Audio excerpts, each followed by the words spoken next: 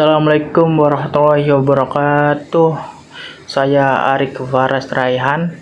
DIM saya 28921 720. Prodi Manajemen.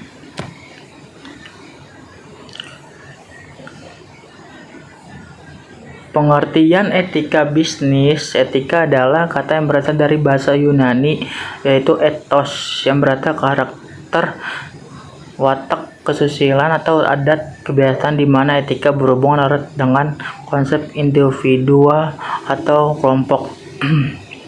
Etika adalah cabang dari aksiologi, yaitu ilmu nilai yang menitikberatkan pencarian salah dan benar yang berhubungan dengan moral dan immoral.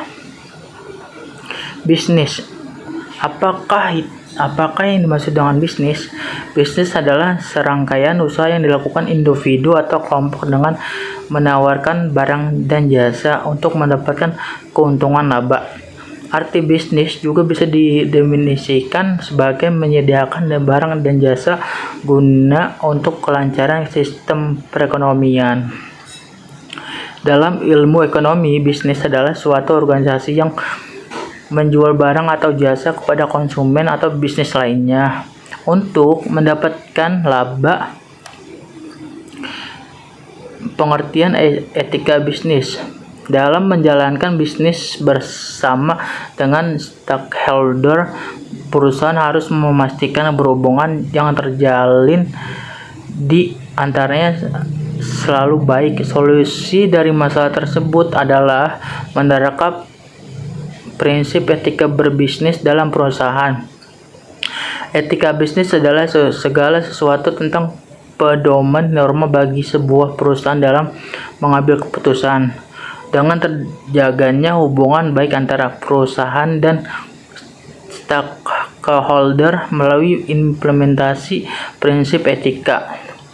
Potensi usaha untuk berkembang juga semakin terjamin. Teori etika.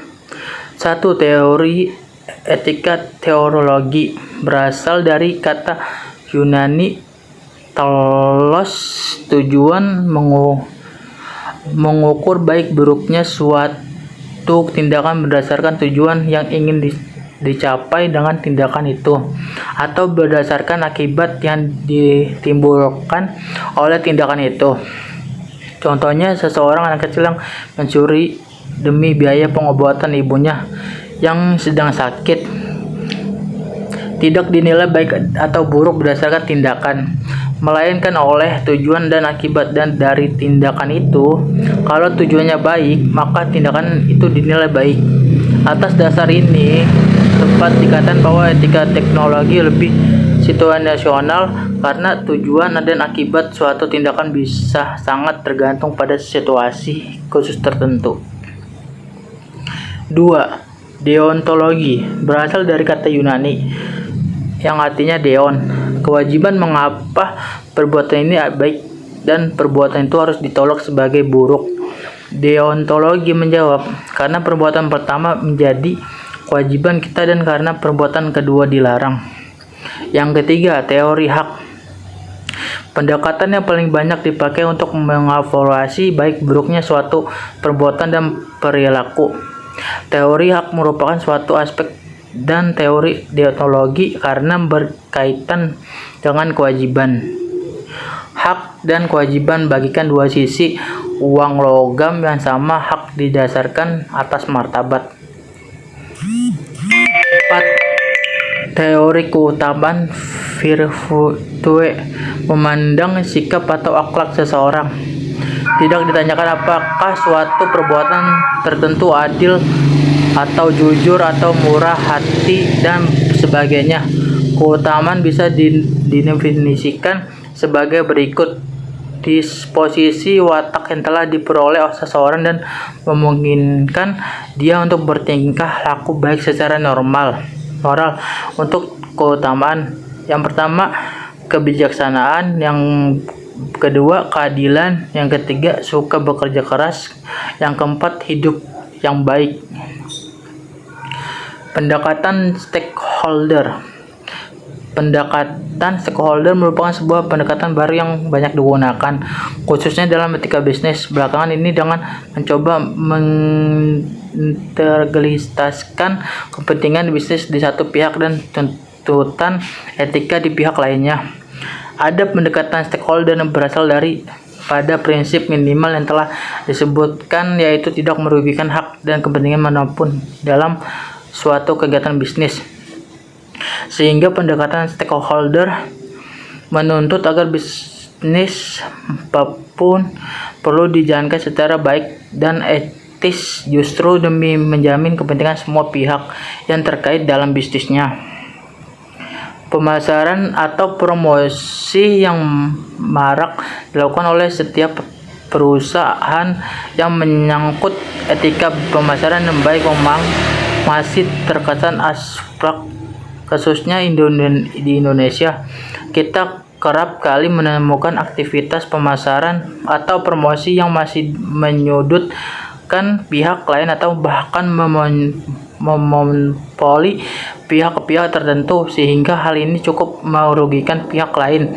Dan jika kita sadar lebih jauh, hal ini bahkan melanggar norma atau hukum. Unsur-unsur yang harus perhatikan dalam etika pemasaran.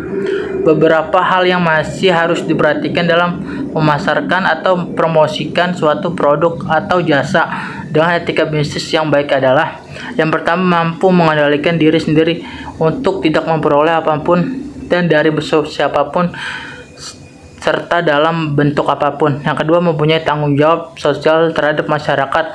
Yang ketiga, tetap mempertahankan jati diri agar tidak mudah tergiur oleh hal-hal yang terdapat merugikan pihak terkait. Yang keempat, menciptakan persaingan yang sehat dengan dapat menjalin kerjasama antara pelaku bisnis. Yang kelima, memelihara kesepakatan atau menumbuhkan kesadaran terhadap apa yang telah disepakat dengan konsumen atau pelanggan. Cara melakukan promosi dengan etika bisnis. Dalam menciptakan etika bisnis dalam Munte 2004 menunjukkan untuk memperhatikan beberapa hal sebagai berikut. Yang pertama, pengendalian diri, artinya pelaku bisnis mampu mengendalikan diri mereka masing-masing untuk tidak memperoleh apapun dari siapapun dan dalam bentuk apapun. Yang kedua, pengembangan tanggung jawab sosial responsibility. Pelaku bisnis di sini dituntut untuk peduli dengan keadaan masyarakat, bukan hanya dalam bentuk uang dengan jalan memberikan sumbangan, melainkan lebih ke kompleks lagi. Keempat, mempertahankan jati diri dan tidak mudah untuk terombang-ambing oleh pesatnya perkembangan informasi dan teknologi adalah salah satu usaha menciptakan etika bisnis. Yang keempat, menciptakan persaingan yang sehat. Pengertian manajemen sumber daya manusia. Manajemen sumber daya manusia ini merupakan suatu proses menangani berbagai masalah pada ruang lingkup karyawan, pegawai, buruh, manajer, dan tenaga kerja lainnya untuk dapat menunjang aktivitas organisasi atau perusahaan demi mencapai tujuan yang telah ditentukan. Etika bisnis dalam manajemen produksi. Pengertian etika bisnis. Etika adalah seperangkat prinsip-prinsip dan nilai-nilai yang menegaskan tentang benar dan salah, sedangkan produksi adalah suatu kegiatan menambah nilai guna barang dan dengan menggunakan sumber daya yang jadi. Etika produksi adalah seperangkat prinsip-prinsip dan nilai-nilai yang menegaskan tentang benar-benar dan salahnya hal-hal yang dilakukan dalam proses produksi atau dalam proses penambahan nilai guna barang. Etika utilitarisme.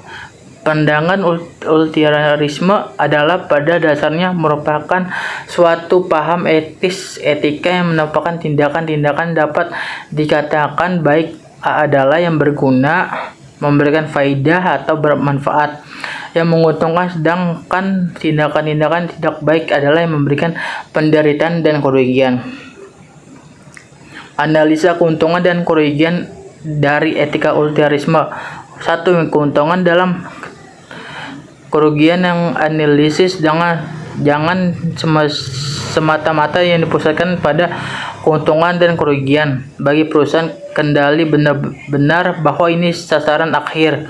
Kedua, seringkali bahwa analisis keuntungan dan kerugian dan didapatkan dalam kerangka uang yang juga perlu mendapat perhatian yang serius adalah bahwa keuntungan dan kerugian di sini tidak hanya menyangkut aspek finansial melainkan aspek moral. 3. Bagi bisnis yang baik yang juga mendapat perhatian dalam analisis keuntungan dan kerugian adalah keuntungan dan kerugian dalam jangka panjang. Waalaikumsalam warahmatullahi wabarakatuh.